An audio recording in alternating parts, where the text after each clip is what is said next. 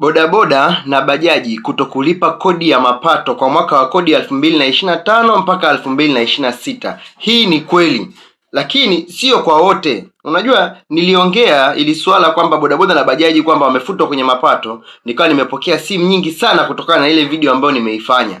Lakini sasa nikaona hizi simu ni nyingi, kuzijibu inakuwa ni mtihani. Hebu ngoja kwanza niende moja kwa moja mpaka TRA nikajiridhishe na nikaulize maswali ya kutosha, ili kusudi sasa nikija hapa nije na majibu kamili. Na majibu ni haya yafuatayo.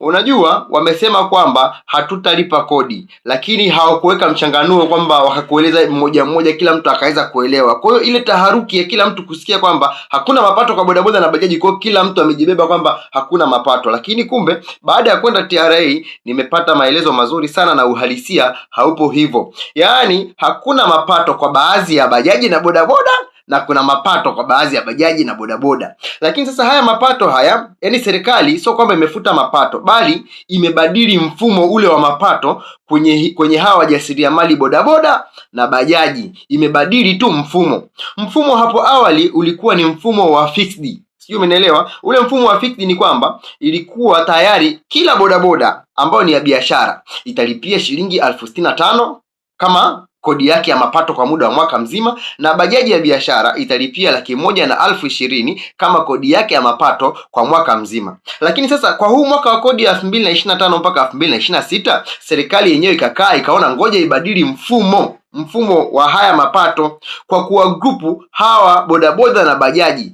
Wakasema hivi, tumweke kuna huyu bodaboda au bodaboda rasmi au bajaji rasmi, na kuna huyu bodaboda ambaye si rasmi. Umeona, yani ambaye si rasmi. Sijui niwekaje hii ili uweze kunielewa, lakini wao wenyewe wanasema kabisa kwamba kuna bodaboda wa kijijini na bodaboda wa mjini. Vile vile kuna bajaji wa kijijini na bajaji wa mjini. Unaweza ukawa ni dereva bajaji, unafanya kazi Kariakoo, na bado TRA ikakutambua kama wewe ni bajaji wa kijijini. Yaani ile neno kijijini ile imeletewa tafsiri yake nzuri kabisa hapa, na ndio hiyo ambayo naenda kukuchanganulia. Kwa hiyo wewe uliokuwa unasema kwamba hatulipi kodi, sikiliza, kwenye hili grupu la wale ambao wametolewa kwenye kodi, wewe upo? Kama wewe haupo, basi hakikisha unafika TRA na uweze kulipa mapato yako kama kawaida. Kwa hizo taarifa ambazo zinaenea kwamba hakuna kodi ni kwa wachache tu mzee. Kwa hivyo sasa, mwanzoni hapo serikali yenyewe ilikuwa inaona kabisa kwamba ilikuwa inaonea baadhi ya watu kwa kuweka kodi fixed. Kuna mwingine anaingiza pesa nyingi sana, alafu naye analipia kodi 120,000. Kuna mwingine anaingiza pesa kidogo na sometime hapati kabisa, naye analipa kodi ya 120,000. Kwa hiyo ikaona kabisa kwamba hawa sisi tunawafanyia uonevu. Kwa hiyo sasa sisi hawa tuwalipe according to kipato chao wanachokipata.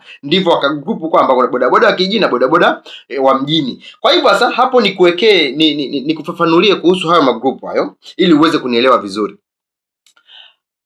Bodaboda ambaye ameambiwa yeye ni wa kijijini, unaweza ukawa unafanya kazi Kariakoo, ukawa wewe hujajisajili kwenye kampuni yoyote ile, wewe upo tu kijiweni pale unasubiri abiria aje na upewe hela cash.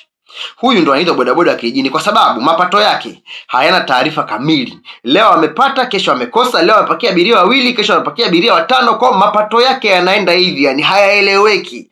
Kwa hiyo bodaboda wa aina hiyo ambao mapato yake hayaeleweki, hata kama anafanya kazi mjini, huyu sisi tunamclassify kama ni bodaboda wa kijijini ama bodaboda wa kawaida, ambaye taarifa zake za kifedha basi hazipo, yani hazieleweki. Leo kapata, kesho kakosa, haeleweki, hana mfumo wa taarifa kamili. Huyu sisi ndo tunamuita bodaboda wa kijijini ama bodaboda wa kawaida. Huyu sasa yeye kwenye makodi ya mapato, sasa yeye kuna hatihati kwa mujibu wa maelezo yake, namna atakavyojieleza kiasi anachokipata akifika TRA kule. Either TRA imondoe kabisa kwenye kodi, yeye bodaboda hii isilipe kodi, kwa sababu hii ni bodaboda sawa, inafanya kazi mjini, lakini upatikanaji wake wa pesa yake unakuwa ni mgumu. Kwa hivyo bodaboda kama huyu, yeye ana hatihati ya kusamehewa kodi ama kulipa kodi kidogo zaidi. Mwanzoni si alikuwa analipa 65,000 kwa mwaka, either akakadiriwa mpaka 30,000 ama 20,000 tu akailipia kwa mwaka kutokana na kazi yake. Lakini sasa huyu bodaboda mwingine ambaye ameitwa ni bodaboda wa mjini ama ni bodaboda ambaye anafanya kazi rasmi. Ninaposema bodaboda na kundi la bajaji hapo tunaliweka, yaani bajaji rasmi ama bodaboda rasmi. Hawa ni wale madereva wote ambao wanajihusisha na biashara za mtandao, na wale bajaji wengine wote ambao wanafanya kazi rasmi. Kuna watu ambao tayari bajaji zao wamejisajili kwenye baadhi ya makampuni, kwa hiyo yale makampuni yanakuwa yanakaa yanawalipa wao. Sijui umenielewa? Kama yale makampuni yanakaa yanawalipa wao, tayari zile nyaraka zao za kifedha zinaonekania katika mfumo rasmi. Na kwa kuwa huyu dereva wa mtandao huyu wa Bolt, Uber, Farasi, Shiruana, Swift, Suka na nyinginezo nyingi, hawa wote ni madereva ambao taarifa zao za kimapato zipo rasmi kabisa. Kwa maana dereva yote wa mtandao ukitaka kuangalia ni kiasi gani anaingiza, ni kiasi gani anapata, tayari kipo mtandaoni. Kwa hivyo TRA wao hawana haja ya kukaa na kuanza kumuuliza huyu dereva wa mtandao kwamba anaingiza kiasi gani. Ni wao tu moja kwa moja wanaingia kwenye taarifa zao na wanaona kabisa huyu anaingiza kiasi gani. Kwa hiyo kila dereva wa mtandao atafanyiwa makadirio ya ulipaji wa kodi kutokana na kiasi ambacho yeye anaingiza kwenye kazi yake. Sawa, wewe tunafanya kazi, taarifa sizipo, kwa hiyo wewe utakadiriwa mapato. Kwa hiyo sasa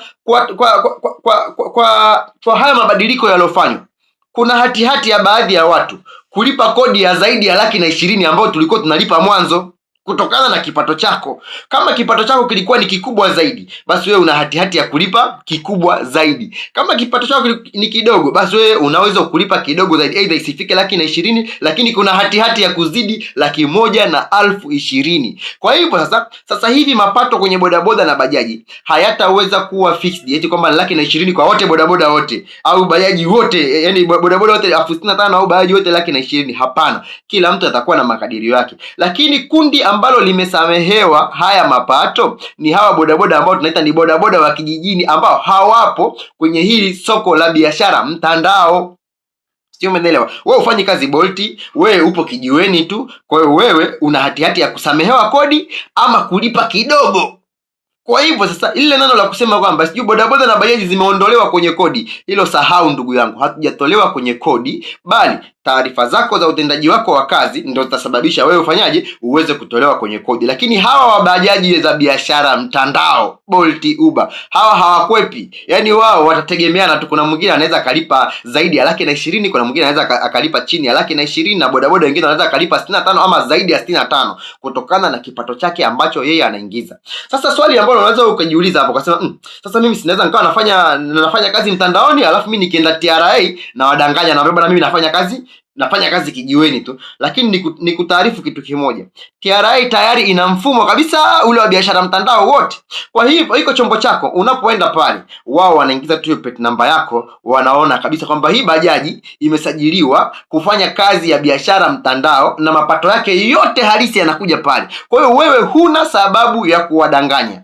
Niwaonee huruma tu wale ambao, kuna baadhi ya madereva ambao tayari wamesema bwana mimi sikufichi, mimi siwezi kufanya kazi na Bolt, siwezi kufanya kazi na Uber, ni biashara ambayo kwa upande wangu mimi hailipi. Sijui umeelewa? Lakini sasa huyo dereva akajitia huruma ya kusema kwamba mimi hebu ngoja bwana nimwazime rafiki yangu nimpe vibali yeye ajiungie Bolt hii bajaji yangu. Yaani bajaji yako unamwazima mtu ajiungie Bolt. Sijui umenielewa?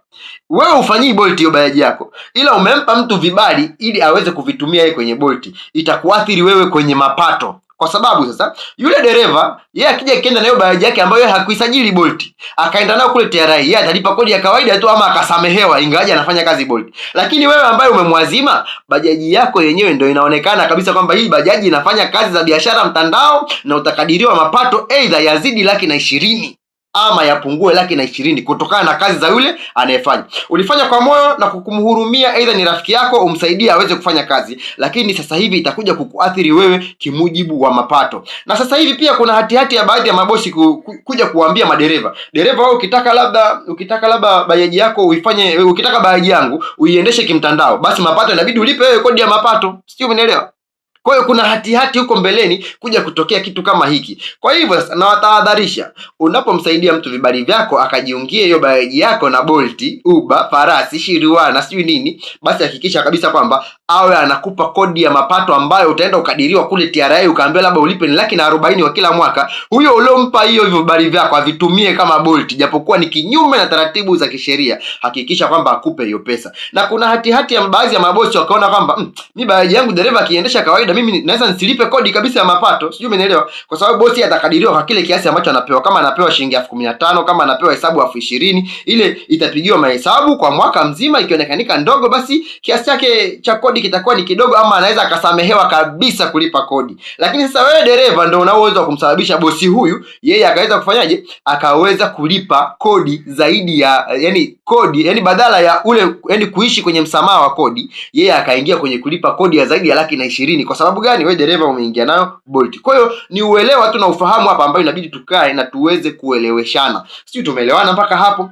Kwa hivyo wale wote ambao unahisi bajaji yako inaweza ikawa inatumika Bolt na wewe sio Bolt, fika ofisi husika ya Bolt, fika ofisi ya Uber, hebu mwambie niangalizie hiki chombo changu kinatumika Bolt. Kama kinatumika Bolt bila ridhaa yako, hakikisha uambie kwamba wakifute na wakiondoe, huna sababu ya kulipa kodi hizi. Na hawa watu wa Bolt na biashara mtandao, hawa biashara mtandao wao wanalipishwa mapato kwa sababu biashara zao ni rasmi. Kama ushai kusikia kwamba msemo unasema kwamba government works on paper, yani serikali bwana yenyewe inafanya kazi kwa maandishi bwana, sio kwa mdomo tu porojo kwamba mimi kwa siku nimeingiza 20,000, nimeingiza 30, 40. Hizo porojo haziwezi kaendesha au haziwezi katoa chochote kile serikalini. Serikali yenyewe inaangalia kutokana na nyaraka, huyu jamaa bwana huyu anafanya kazi, hebu tuangalie utendaji kazi wake upoje, statement yake ya kazi ipoje. Wao ndo wanaangalia hivyo, na hapo ndipo wanafanya kazi, haifanyi kazi kwa maneno. Kwa hiyo wale wote ambao hawafanyi kazi biashara mtandao, kazi zao sio rasmi, wao wana hati ya kusamehewa kodi. Hasa wale wa vijijini, umeona wale bodaboda wa vijijini kule wana asilimia nao pia kubwa sana ya kusamehewa kodi. Kwa hivyo sasa kuwepo kufanya kazi mjini hakukusababishi wewe kuwa uwe unatoa pesa. Je, tunaangalia ni kazi gani hapo mjini unafanya? Kwa hiyo hawa wote ambao hawapo kwenye biashara mtandao wana hati kubwa sana ya kulipa kodi kidogo ama kufutiwa. Hili ndio kundi ambalo linaweza likafutiwa kodi. Natumaini hapo tumeelewana. Na kwa wale mabosi wote ambao anamiliki bajaji zaidi ya 1, zaidi ya 2, kwa hiyo atafanyiwa makadirio kutokana na kile kiasi cha hesabu ambacho anapata. Na kwa wale madereva Bolt wote ambao anaweza akajiuliza kwamba sasa mbona mimi naingiza labda 200,000, 180,000 kwa siku, ina maana mimi kodi yangu mimi sitakuwa ni kubwa. Nikwambie tu TRA wenyewe wanakokotoa gharama zako zote na kipato chako. Yaani gharama, mafuta unatumia kiasi gani, commission Bolt unalipa kiasi gani, sio umenielewa, mitandao, bando, yaani vyote wanavipigia hesabu. Kwa zile gharama zile zote watazitoa, wataziweka pembeni. Wataangalia kile kiasi cha faida ambacho huyu dereva wa mtandao alikuwa anakipata. Basi hiko ndio kitafanywa tathmini ya kodi. Kwa hivyo usije ukajitia hofu zaidi na shaka zaidi. Ni watahadharishe tu sana wale madereva wenzangu ambao unajua TRA ili kupata baadhi ya taarifa na kuthibitisha kwamba hizi taarifa sio za uongo, huwa wanatuma watu wao huko mitaani na kuja kupeleleza na kuhoji. Unaweza kumpakia abiria tu kwenye Bolt akawa na kuhoji, hivi kwa siku mnaingiza shilingi ngapi? Unaweza kusikia 300 kawaida, 200 ngapi? Kumbe unajitia kingi mwenyewe, kwa sababu anapomuita dereva wa kwanza akasema hivyo, anapomuita dereva wa pili akasema hivyo, dereva wa tatu akasema hivyo. Kwa hiyo wao watarudi na mtazamo wao moja kwa moja kwamba kumbe madereva wengi wanapata kiasi hiki. Kwa hivyo hizi taarifa zinazokuja tunazicheketa na zile ambazo sisi tumezipata mtaani. Kwa hiyo tuepuke kuropoka. Tuseme kiwango halisi ambacho aidha tunakipata sisi, ili kuwezesha hawa ambao wanatuuliza, kwa sababu sio kila anayekuuliza anataka kuja. Wengine anakuuliza ili apate takwimu, wengine wametumwa mtaani kuja kupata takwimu. Kwa hivyo hiyo ndiyo sababu maalum. Kwa hivyo sasa unapoona sehemu tangazo linasema kwamba bodaboda na bajaji wameondolewa sijui kwenye mapato, I say ni wachache sana ambao wameondolewa, na hao niliowaainisha hapo, hao ndio wameondolewa kwenye kodi ya mapato kwa mwaka 2025 2026, ambao ni mwaka wa kodi unaanzia mwezi wa 7 na unaishia mwezi wa 7 2026. Si umenielewa hapo? Nitoe tu tahadhari.